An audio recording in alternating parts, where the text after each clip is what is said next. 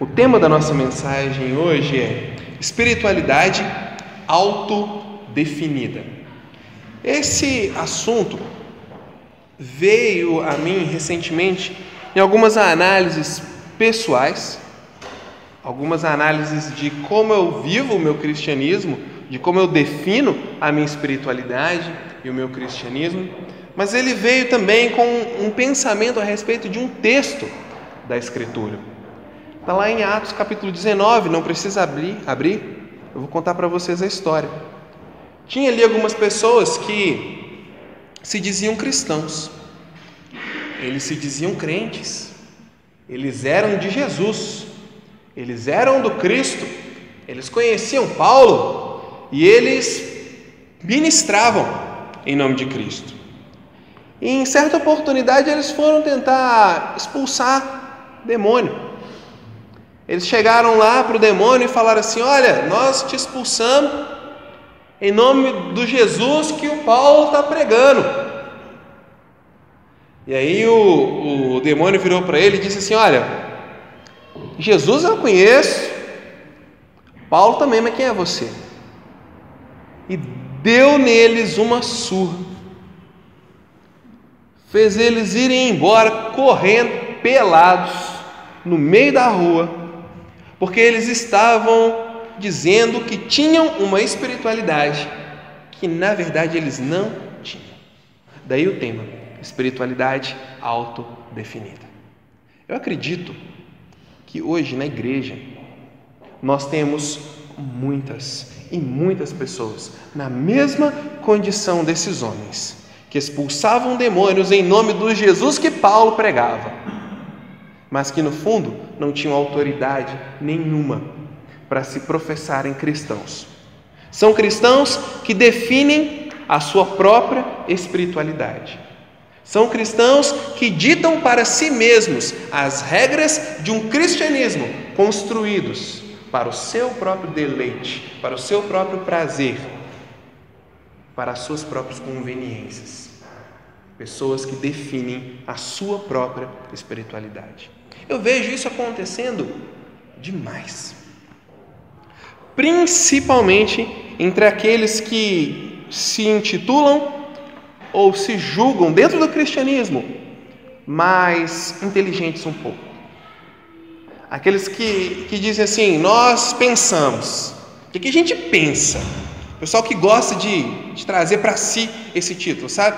A gente pensa muito. Aqui a gente é inteligente, a gente não é bitolado, não. A gente pensa.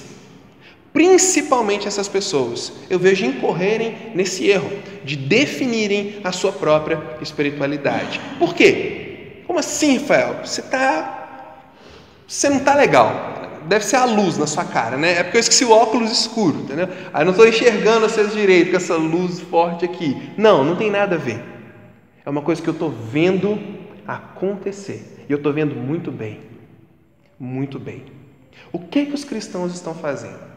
Eles estão frequentando a igreja, fazendo caridade, fazendo obras sociais, vivendo uma vida de padrões morais corretos, vivendo o dia a dia como um cristão vive. Porém, não ouse questionar ou admoestar ou falar qualquer coisa a respeito da vida cristã daquela pessoa, porque a consciência dela está em paz com Deus, porque ela é madura, ela sabe o que ela pensa, ela tem uma boa consciência e não vem falar comigo, porque eu sei o que é cristianismo. E aí ela acaba construindo carapaças, construindo barreiras, onde chega um ponto que essas pessoas não se deixam tocar por mais nada, porque na mente delas, elas já são muito crentes, elas já são muito piedosas, elas já fazem tudo que um cristão faz, então não venha falar com ela, ela chegou no outro nível. São pessoas que definem a sua própria espiritualidade. E aqui eu quero que a gente não olhe só para o outro que está definindo a sua espiritualidade, a gente olhe para nós mesmos, porque é autodefinida. E você pensasse uma coisa: Quem, nos últimos tempos, quem define o seu cristianismo? Quem define o seu cristianismo? Quem faz você se sentir confortável com o fato de ser cristão? Quais ideias, pensamentos você nutre, alimenta na sua cabeça que fazem você ter a certeza de que você é um cristão ou uma cristã? O que eu estou perguntando no final das contas? Quais bases você tem usado para justificar o seu cristianismo? Podemos citar várias. Nossa moral, nossa ética, nosso comportamento, nosso assistencialismo, nosso procedimento, nosso intelectualismo. Mas podemos citar outros também. Aquilo que nos convém, nosso egoísmo, o nosso prazer dentro de egoísmo e tudo que tem a ver com a nossa satisfação própria. Tudo que tem a ver com se sentir bem consigo mesmo. Você se sente bem com você mesmo no cristianismo que você vive? Eu queria que você pensasse nisso. Você se sente bem no cristianismo que você vive com você mesmo? Você está tranquilo com você mesmo no seu cristianismo? Vou te contar uma história que talvez vai te ajudar a pensar um pouco sobre como você se sente em relação ao seu cristianismo. Lá na roça, o pessoal não tem muita tecnologia não. E eles gostam de fazer umas brincadeiras um pouco diferentes. E uma das brincadeiras que o pessoal faz lá, não sei se você já fez isso, é caçar rã. Alguém já caçou rã? Caçar rã. Alguns gostam de ir um pouco além. Eles gostam de cozinhar rãs. Só que tem uma coisa muito interessante que acontece com a rã. Você pega a rã lá no brejo, leva para casa, viva, coloca ela dentro de uma panela com água fria, e coloca a panela no fogo e liga o fogo. A rã está ali dentro e a água começa a esquentar, a água vai esquentando e você fica ali olhando, uma hora vai pular. Aí começa a subir aquelas bolinhas, sabe? Quando você vai fazer café, dá aquelas bolinhas, e a rã ali, tranquilona. De repente você vê que a rã parou de mexer, que a rã não faz nada, a rã morreu. Ela morre cozida, mas ela não pula da panela. Por quê? Porque ela está muito confortável com o spa que ela definiu para ela mesma. Ela está muito confortável com a panela que ela decidiu chamar de ofurô. E ela morre. Entendeu agora porque eu perguntei se você está confortável demais com o seu cristianismo? Você está muito confortável às vezes com o ofurô, que na verdade é uma panela, que está te cozinhando sem você perceber. Essa reflexão é necessária. Para não sermos como rãs, ficam ali dentro da água e morrem cozidas, porque estão confortáveis com o espaço que definiram para si mesmos. Vamos dar uma olhadinha para esse texto aqui, em Tito, capítulo 2. Do versículo 11 ao versículo 14. E nós vamos nos aprofundar um pouco mais. Porque a graça de Deus se manifestou salvadora a todos os homens. Ela nos ensina a renunciar à impiedade e às paixões mundanas e a viver de maneira sensata, justa e piedosa nesta era presente, enquanto aguardamos a bendita esperança, a gloriosa manifestação de nosso grande Deus e Salvador, Jesus Cristo. Ele se entregou por nós, a fim de nos remir de toda a maldade e purificar para si mesmo um povo particularmente seu, dedicado à prática de boas obras. Esse texto ele é muito legal. Está falando um pouquinho aqui da graça de Jesus Cristo, da graça de Deus. Se você observar no versículo 11, você vai ver que a graça de Deus se manifestou salvadora sobre todos. Deus derramou a possibilidade da graça sobre todos os homens. Todos receberam graça de maneira igual. Todos estão debaixo da graça que salva e da graça que santifica. Todos têm à sua disposição a graça de Deus. Mas a graça, ela faz algumas coisas conosco. Ela muda algumas coisas, diferente do que as rãs pensam. A graça é um pouco mais, eu vou te explicar por quê. Como que as rãs, ou os que têm mentalidade de rã, pensam que a graça se manifesta? Eles pensam que a graça, ela é como uma embalagem de carboidrato que você ingere quando você está fazendo um exercício muito intenso. E ele te dá o quê? Energia. Quando eu costumava andar de bicicleta, e eu vou ficar aqui atrás do púlpito para vocês não perceberem que tem muito tempo que eu não faço isso, e eu ia em longas distâncias com o tio da Thaís, o Marcos Flávio, que ele é muito bruto, ele anda muito de bicicleta.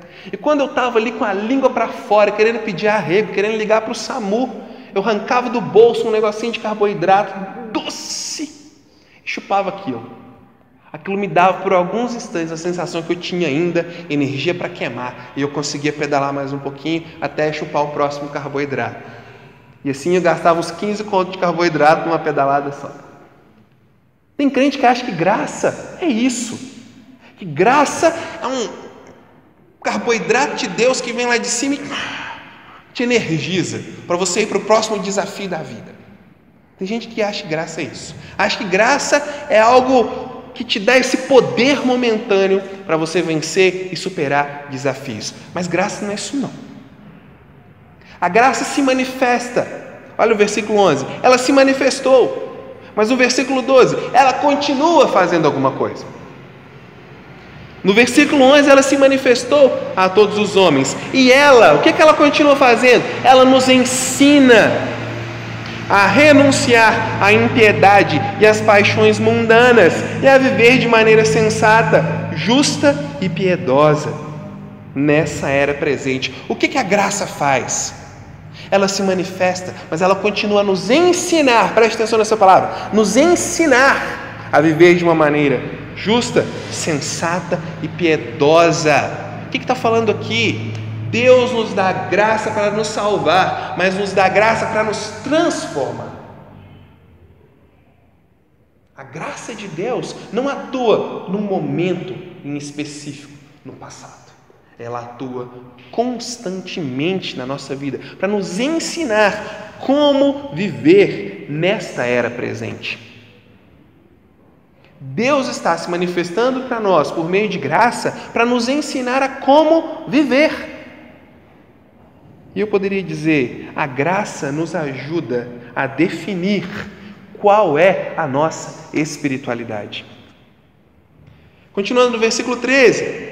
Enquanto aguardamos a bendita esperança, a gloriosa manifestação de nosso grande Deus e Salvador Jesus Cristo. A graça se manifestou como salvação. Ela nos ensina a viver nessa época. Durante quanto tempo? Até quando Cristo se manifestar na nossa vida toda. A graça está presente em cada detalhe, em cada área e em cada momento da nossa vida, nos ensinando como viver, nos dando condição de aprender a como viver nessa época, até que Jesus Cristo se manifeste. E Ele se entregou por nós, a fim de nos remir de toda a maldade e purificar para si mesmo um povo exclusivamente, particularmente seu, dedicado à prática de boas obras. Ele se manifesta Salvador.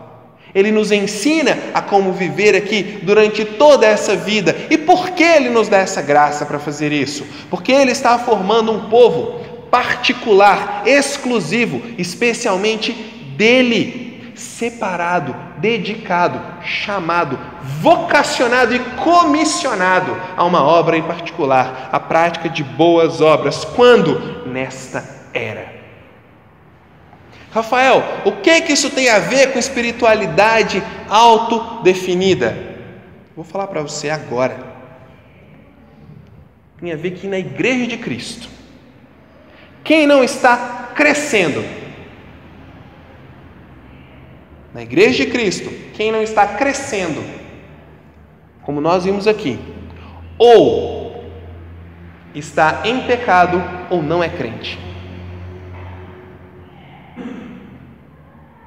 Existem pessoas que estão se autodefinindo como espirituais, filhas de Deus, remidas, crentes e por aí vai, o tanto de nome que você quiser dar. Estão se definindo cristãs, mas não o são, ou estão em pecado, e esse pecado está as impedindo de crescer. Porque pelo que vimos aqui, todos os homens têm à sua disposição algo que chama graça, que salva e ensina durante todos os momentos da vida, para que ele se torne um povo particular, exclusivo de Deus, com um objetivo específico: cumprir boas obras para a glória de Deus. Então o que nós encontramos às vezes nas igrejas são pessoas que se definem espirituais, que se definem cristãs, que dizem que são filhas de Deus, mas têm os olhos com escamas por causa do próprio egoísmo.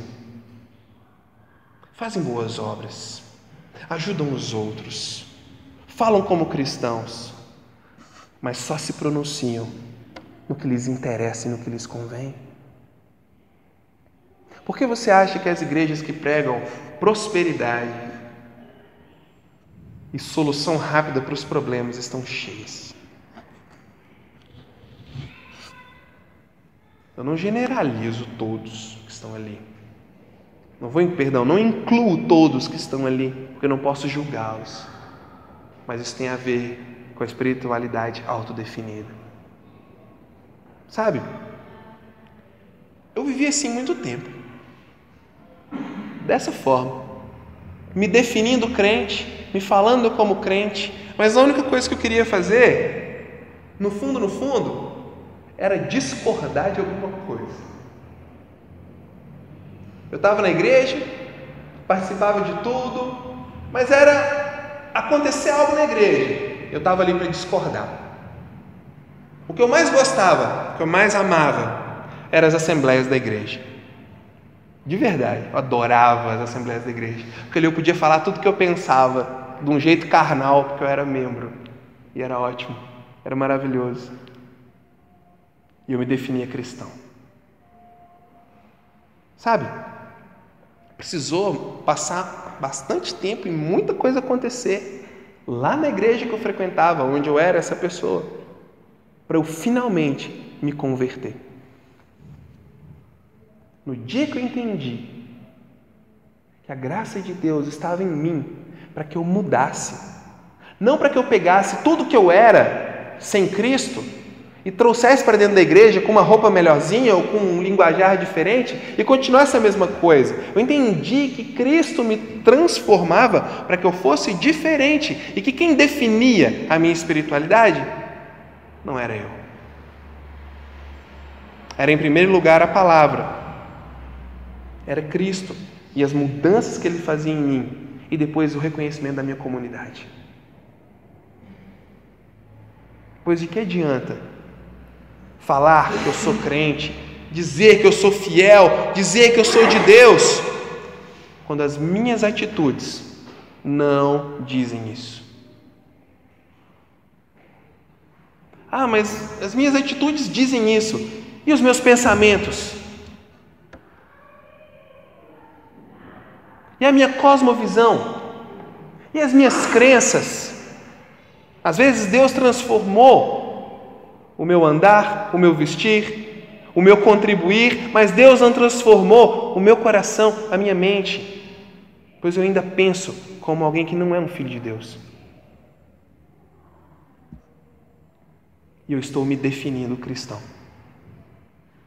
Eu acredito que isso é uma situação perigosa. Perigosa. Porque o fogo está aumentando, sabe? Tem alguém aumentando a chama do fogo ali do fogão e a água está esquentando. Se a gente ficar igual a rã, uma hora a gente cozinha e não percebe. Uma hora a gente está aqui dentro da igreja, morto.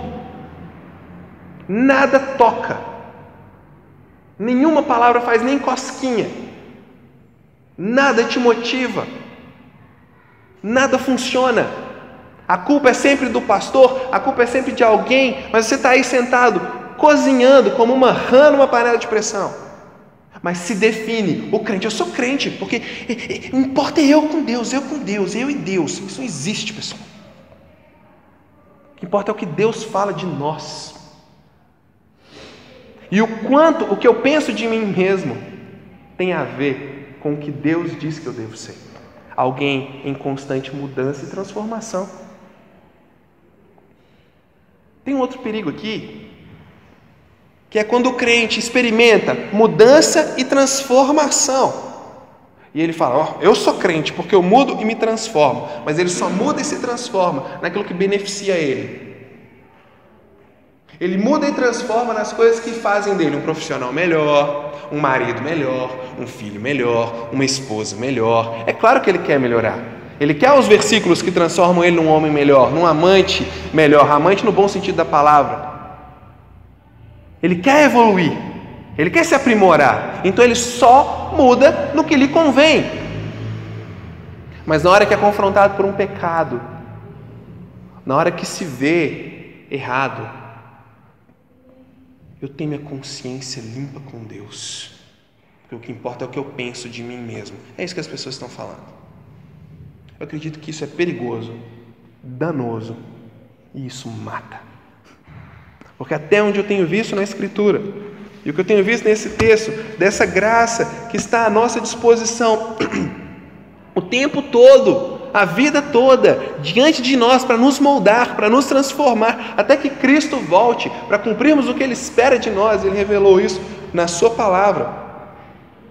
Nós temos isso. Nós temos tudo isso. E ainda assim preferimos nos definir, ao invés de nos deixar transformar. Eu acredito que Cristo nos dá a graça para nos impulsionar a mudança, crescimento e diferença. Olha, eu não tenho ninguém em mente quando eu faço essa mensagem, até porque eu não sei onde ela vai chegar. Porque vocês estão aqui, mas amanhã não sei quantas pessoas podem ter acesso a isso pelo nosso canal. Não estou falando em especial para nenhum de vocês, mas estou falando em particular para todos nós. Crente que não muda, que não cresce, que não causa diferença, ou não é crente, ou está em pecado e não quer enxergar, porque ele prefere definir a si mesmo de acordo com aquilo que lhe convém. Esse é o grande problema das igrejas, eu acredito. Porque junta-se a isso uma grande opressão do diabo, junta-se a isso grande oportunidade para tudo que é errado, e junta-se a isso a nossa grande preguiça em efetuar mudanças duradouras na nossa vida em relação à palavra, em relação ao que Cristo disse. A gente prefere ficar ali no banho-maria, cozinhando igual uma rã, a tomar uma atitude e mudar. As igrejas ficam girando em torno do próprio umbigo e fica aquela coisa que a gente vê que não leva a lugar algum. Eu estava conversando há um tempo atrás, foi até com o Bruno, que eu falei para ele que hoje em dia, para ser crente, você não pode pensar igual crente. Para ser pastor, você não pode pensar igual pastor. Porque está todo mundo viciado no mesmo pensamento e na mesma forma de enxergar a vida. E a igreja fica girando em torno do próprio umbigo, preocupada com o jantar, preocupada com a assembleia, preocupada com o que o pastor falou, preocupado com quem não me cumprimentou, preocupado com não sei o quê, e fica com essa lenga-lenga de igreja, mas esquece de olhar para si mesmo e procurar mudança, crescimento e diferença.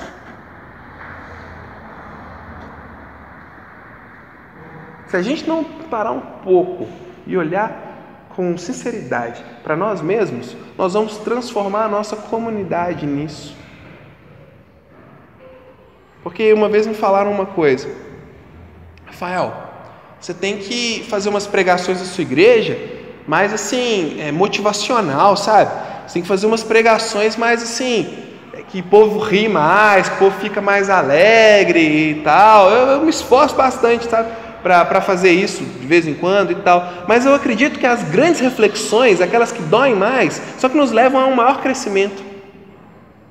Falar com jeitinho são as melhores, e a gente precisa parar e pensar nisso.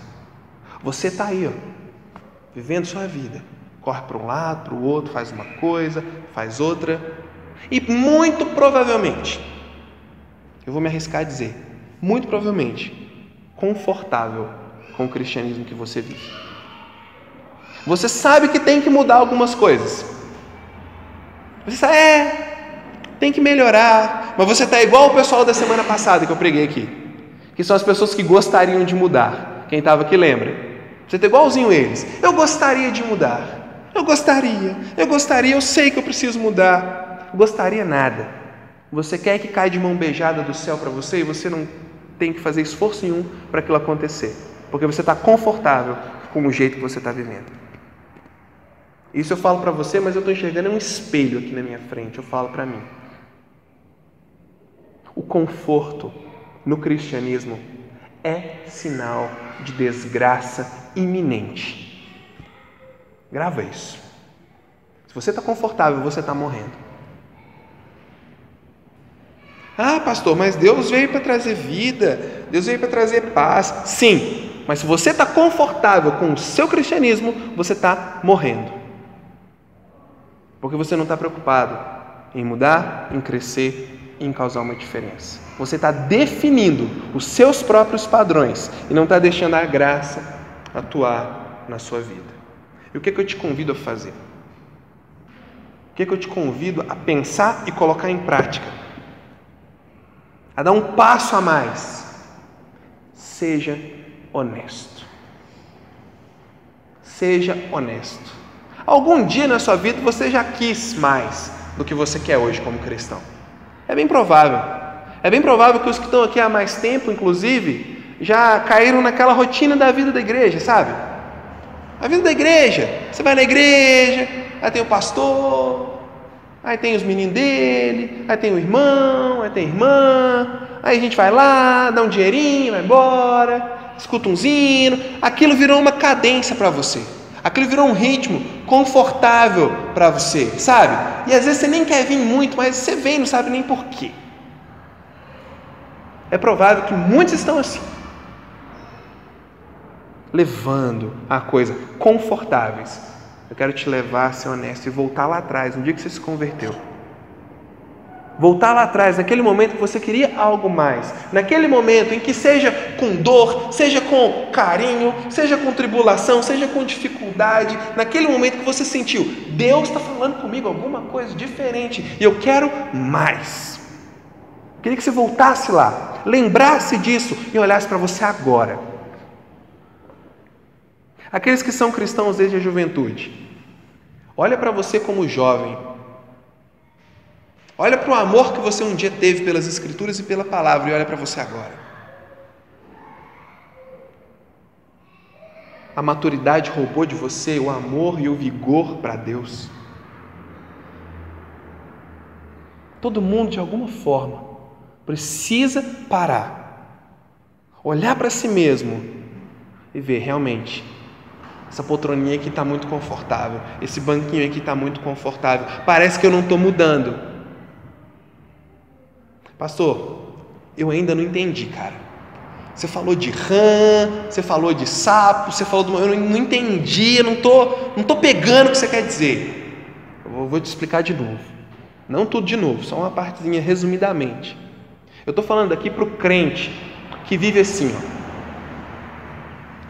Manhã de manhã, vai acordar desesperado, doido para já ir fazer suas obrigações, e carrega menino, e vai para cá, e vai para lá, e resolve problema, aquilo outro, e tudo mais. Aí quando dá um pepino, que Deus me ajude, Deus me ajuda, aí acontece um milagre, alguma coisa resolve, você vira e dá aquele testemunho assim: Deus me ajuda demais, Deus é muito bom comigo, nossa, mas eu e Deus, a gente está assim, nós dois a gente é assim, porque Deus me ajuda muito. Olha como é que Deus me prospera, olha como é que Deus cuida dos meus filhos, olha como é que Deus me guarda no meu vai e vem, olha como é que Deus é bom comigo, nossa, Deus é muito bom, graças a Deus. Tem que ir lá na igreja para agradecer, né? Meu amigo, se você está assim, você é uma baita de uma ranzona, cozinhando, porque isso não é cristianismo, não é. Isso pode ser qualquer coisa, pode ser catolicismo, alguma coisa assim, se bem que o catolicismo está dentro do cristianismo, né? Pode ser uma religião, um hábito, pode ser qualquer coisa, mas cristianismo não. Porque o cristianismo ele vem com uma dose de desconforto, aquele incômodo que eu garanto que você sente em relação à sua vida profissional. Perguntar para qualquer um de vocês aqui, quem quer fazer um curso para melhorar? Quem quer fazer um curso para ganhar mais? Quem quer fazer um curso para virar gerente, diretor, CEO, seja lá o que for? Quem quer? Quem quer estudar para caramba para passar na prova? Quem quer? Quem está confortável com o salário que ganha? Se falar para você, não quero mais, você quer ganhar mais? Não precisa, doe aos pobres, eu estou bem. Quem vai fazer isso aqui?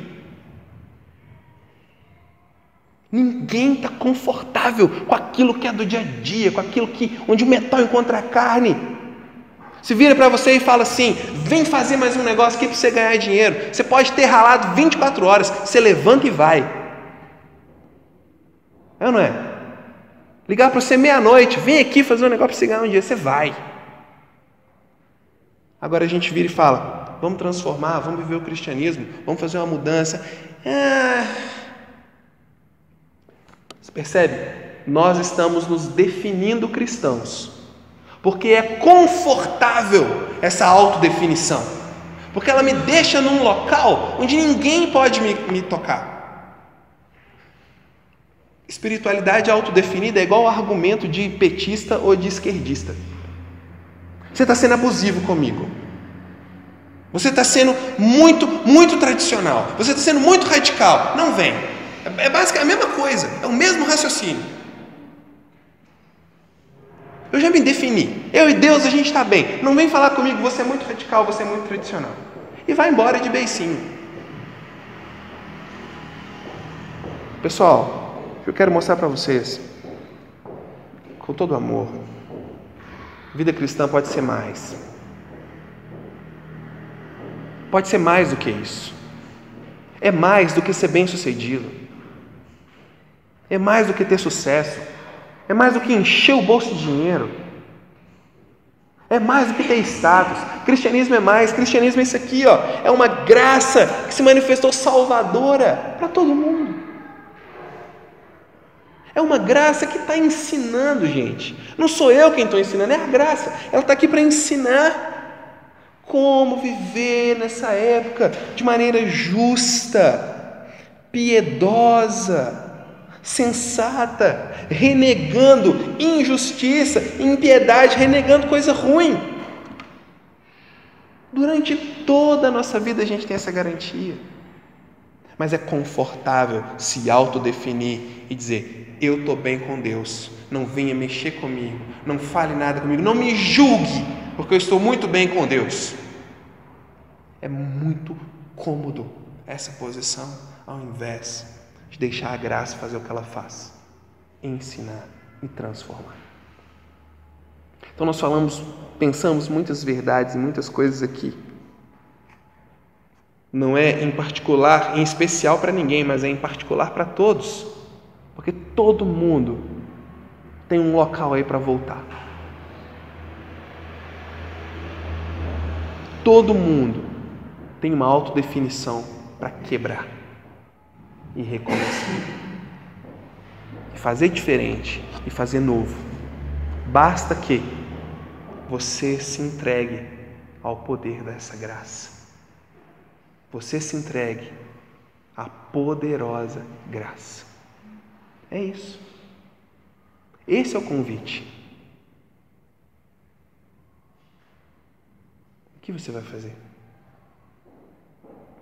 Como você vai fazer? Agora é com você. Se a gente pudesse mostrar na prática o que está acontecendo aqui, Deus já fez muita coisa, pessoal. Já deu. Está na sua mão. Ou você chuta para o gol, ou você dá um bicudo para fora. A vida é sua. Deus já fez tudo. Deus já te colocou na cara do gol. Já te deu tudo. Ou você faz o gol, ou você dá um bicudo para fora. A vida é sua. Meu convite hoje para você, como eu falei, seja honesto. Talvez eu e você precisamos voltar em algum lugar e recomeçar. Que a nossa espiritualidade seja definida por aquilo que a graça faz em nós e seja reconhecida não só por você, pela sua comunidade cristã. E assim essas boas obras que Deus nos separou como povo especial para cumpri-las, elas possam acontecer daqui de dentro lá para fora. E a gente ser e sentir os efeitos da graça nesse mundo. Esse é meu convite para você. Seja honesto, pense nisso e faça, pelo amor de Deus, faça alguma coisa. Tá legal? Vamos orar.